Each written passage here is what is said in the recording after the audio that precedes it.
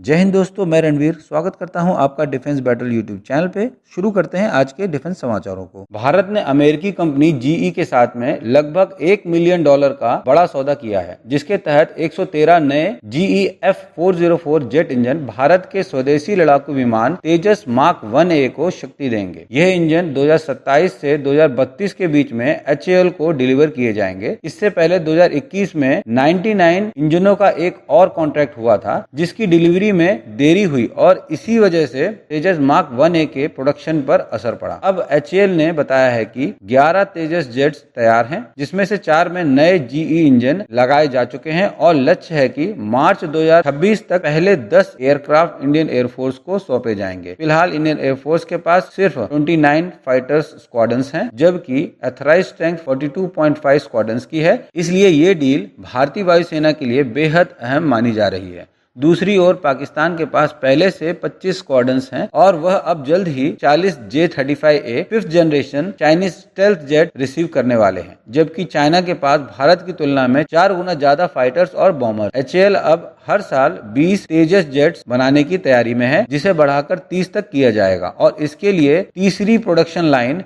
नासिक में शुरू हो चुकी है। साथ ही HAL GE F414 इंजन के को प्रोडक्शन और 80% टेक्नोलॉजी ट्रांसफर पर भी विचार कर रहा है, ताकि आने वाले तेजस मार्क 2 फाइटर्स को और ज्यादा ताकत दी जा सके। यह सौदा न केवल भारत की रक्षा क्षमता को बढ़ाएगा, बल्कि स्वदेशी फाइटर जेट प्रोग्राम को नई सफलता भी देगा। भारत के रक्षा मंत्री राजनाथ सिंह जी ने बताया कि अगले साल से फाइटर जेट इंजन भारत में ही निर्माण किए जाएंगे। उन्होंने कहा कि ये इंजन पूरी तरह made in India by Indians होंगे। उन्होंने ये भी बताया कि ग्लोबल डिफेंस कंपनीज जैसे जीई और सैफ्रॉन के साथ बातचीत चल रही है, ताकि भारत में ही जेट इंजन प्रोडक्शन शुरू किया जा सके। उन्होंने ये भी स्पष्ट किया कि सरकार का लक्ष्य विदेशी इंजनों पर निर्भरता कम करना और भारत को self reliance in defence manufacturing बनाना है। राजनाथ सिंह जी ने कहा कि CCS इस पर जल्द ही अंतिम निर्णय लेगी। उन्होंने ये भी बताया कि भले ही कुछ इंजनों का आयात जारी रहेगा, लेकिन अब विदेशी कंपनियों को ये शर्त माननी होगी कि टेक्नोलॉजी ट्रांसफर करें और भारत में ही इंजन मैन्युफैक्चरिंग यूनिट स्थापित करें। रक्षा मंत्री ने पुष्टि की कि भारत अपनी 5th जनरेशन एमका प्रोजेक्ट पर तेजी से काम कर रहा है, जो एक ट्विन इंजन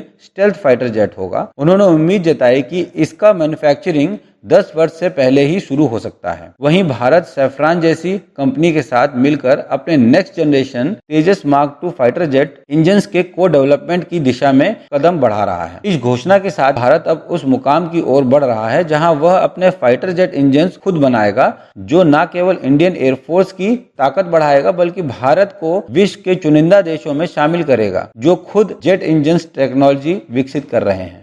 फिलीपींस ने अपने मैराइन कोर के इतिहास में एक बड़ा कदम उठाते हुए पहली बार BrahMos supersonic anti ship missile battery को आधिकारिक रूप से पेश किया है, जिससे देश की कोस्टल डिफेंस और long range precision strike capability में जबरदस्त बढ़ोतरी हुई है। इस नई ब्रह्मोस बैटरी को वेस्टर्न लुजोन के जम्बलेस क्षेत्र में तैनात किया गया है, जो अब कार्बोरो शेल जैसे विभाजित क्षेत्र में चीन के जहाजों को सीधे निशाने पर लेने की क्षमता रखती है।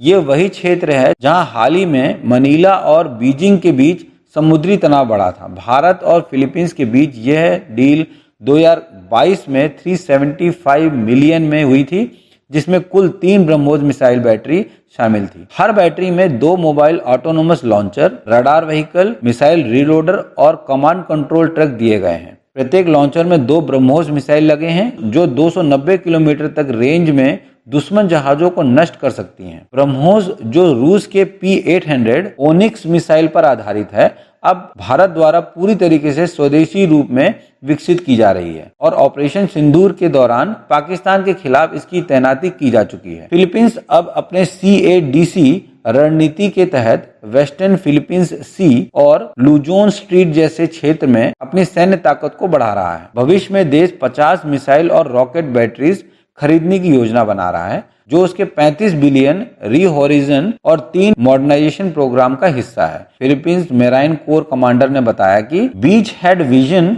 2040 के तहत देश अपने maritime domain awareness, coastal surveillance और एक्सपीडिशनरी लॉजिस्टिक्स को और मजबूत बनाएगा। ये कदम न केवल चीन को एक मजबूत संदेश देगा, बल्कि भारत के लिए भी गर्व की बात है, क्योंकि यह ब्रह्मोस मिसाइल सिस्टम की पहली अंतर्राष्ट्रीय तैनाती है। इसी के साथ आज के वीडियो में बस इतना ही। अगर आपको वीडियो अच्छा लगे तो वीडियो को लाइक, शेयर और सब्सक्राइब जरूर करें। Thank you for watching this video. Have a nice day.